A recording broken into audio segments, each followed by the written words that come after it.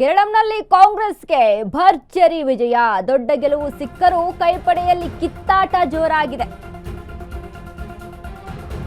ಇಲ್ಲಿ ಪಕ್ಷಗಳ ಅಧಿಕಾರಕ್ಕೆ ಬಂದಿದ್ದಾವೆ, ಬಟ್ ಇಲ್ಲಿ ಕಿತ್ತಾಟಗಳೇ. ದೊಡ್ಡ ಗೆಲುವು ಸಿಕ್ಕರೂ ಕೈಪಡೆಯಲ್ಲಿ ಜೋರಾದ ಕಿತ್ತಾಟ. ಒಂದು ಸಿಎಂ ಸ್ಥಾನಕ್ಕಾಗಿ ಮೂವರ ಬಡಿದಾಟ. ಸಿಎಂ ಪಟ್ಟಕ್ಕೆ ಪ್ರಧಾನಿ ಕಾರ್ಯದರ್ಶಿ ವೇಣುಗೋಪಾಲ್ ಪಟ್ಟು.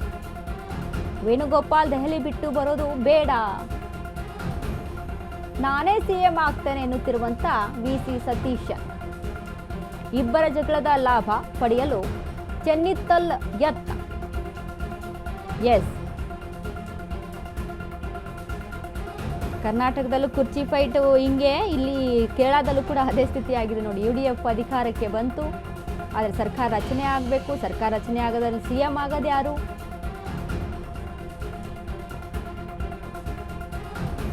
ಅದಕ್ಕೆ ಪಟ್ಟು ಹಿಡಿದಿದೆ.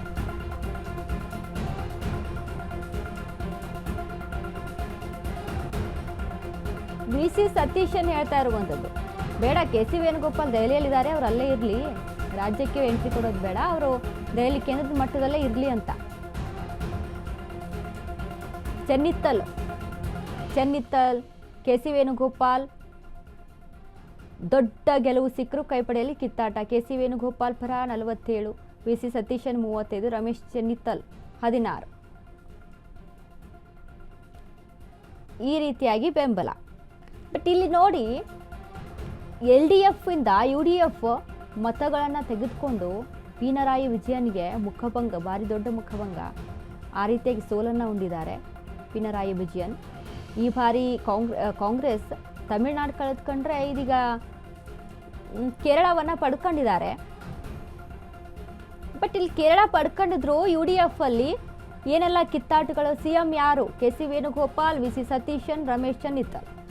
KC ವೇಣುಗೋಪಾಲ್ ಈಗ ಕೇಂದ್ರದಲ್ಲಿ ಇದ್ದಾರೆ, ಅವರಲ್ಲೇ ಇರಲಿ, ರಾಜ್ಯಕ್ಕೆ ಬರೋದು ಬೇಡ ಅಂತಾರೆ ವಿಸಿ ಸತೀಶನ್. ಇವರಿಬ್ಬರದಲ್ಲಿ ಲಾಭ ಮಾಡ್ಕೊಳ್ಳೋಣ ಅಂತಾರೆ ರಮೇಶ್ ಚೆನ್ನಿತ್ತಲ್. ಸೊ ಹಾಗಾಗಿ ಒಂದು ಕಡೆ ಜಮೀರ್ ಅಹ್ಮದ್ ಖಾನ್ ಸಹಿತ KC ವೇಣುಗೋಪಾಲ್ ಅವರನ್ನೇ ಸಿಎಂ ಮಾಡಬೇಕು ಅನ್ನುವಂಥ ಪ್ರಯತ್ನ. ಸ್ಟಾರ್ ಪ್ರಚಾರಕರಾಗಿ ಅಲ್ಲಿ ಪ್ರಚಾರ ಮಾಡಿ ಕೇರಳದಲ್ಲಿ ಹೇಗೂ ಅಧಿಕಾರಕ್ಕೆ ಬಂತು. ಜಮೀರ್ ಅಹ್ಮದ್ ಖಾನ್ ಕುರ್ಚಿ ಕರ್ನಾಟಕದಲ್ಲಿ ಗಟ್ಟಿಯಾಗಿದೆ ಈ ಒಂದು ವಿಚಾರದಿಂದ. ಸೊ ಹಾಗಾಗಿ KC ವೇಣುಗೋಪಾಲ್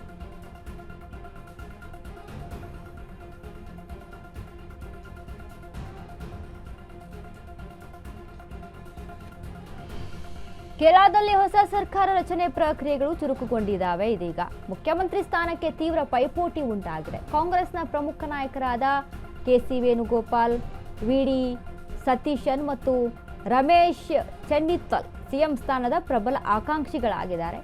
ಈ ಮೂವರ ನಡುವೆ ಸ್ಪರ್ಧೆ ಹಿನ್ನೆಲೆ ಹೈಕಮಾಂಡ್ ಶಾಸಕರ ಅಭಿಪ್ರಾಯ ಸಂಗ್ರಹಿಸಲು ಮುಂದಾಗಿದೆ. ಈ ಪ್ರಕ್ರಿಯೆಗಾಗಿ AICC ವೀಕ್ಷಕರಾದ ಮುಕುಲ್ ವಾಸನಿಕ್ ಮತ್ತು ಅಜಯ್ ಮಾಖೇನ್ ಅವರು ಕೇರಳದ ತಿರುವನಂತಪುರಂನಲ್ಲಿ KPCC ಕಚೇರಿಗೆ ಆಗಮಿಸಿದ್ದಾರೆ. 63 ಕಾಂಗ್ರೆಸ್ ಶಾಸಕರಿಂದ ಪ್ರತ್ಯೇಕವಾಗಿ ಅಭಿಪ್ರಾಯ ಸಂಗ್ರಹಿಸಲಾಗ್ತಾ ಇದೆ.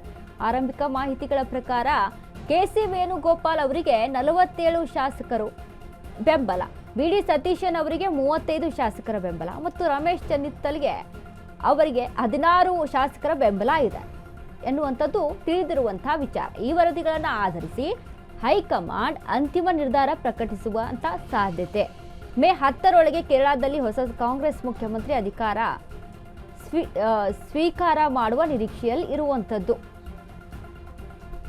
ಎಸ್, ಹೈಕಮಾಂಡ್ ನಿರ್ಣಯ ಬೇಕಾಗುತ್ತೆ. ಕೇರಳದಲ್ಲೂ ಕೂಡ ಏನು ಕಾಂಗ್ರೆಸ್ ಅಧಿಕಾರಕ್ಕೆ ಬಂತು, ಬಟ್ ಅಲ್ಲಿ ನಿರ್ಣಯ ತೆಗೆದುಕೊಳ್ಳುವುದು ಯಾರು? ಯಾರಿಗೆ ಬೆಂಬಲ ಹೆಚ್ಚಾಗಿದೆ? KC ವೇಣುಗೋಪಾಲ್ 47, ವಿಸಿ ಸತೀಶನ್ 35 ಬೆಂಬಲ, ರಮೇಶ್ ಚೆನ್ನಿತ್ತಲ್ಗೆ 16 ಇದೆ. KC ವೇಣುಗೋಪಾಲನ್ನ ಇಲ್ಲಿ ಪರಿಗಣನೆಗೆ ತೆಗೆದುಕೊಳ್ಳುವಂಥ ಚಾನ್ಸಸ್ಗಳು ಹೆಚ್ಚಾಗಿ ಇರುವಂಥದ್ದು.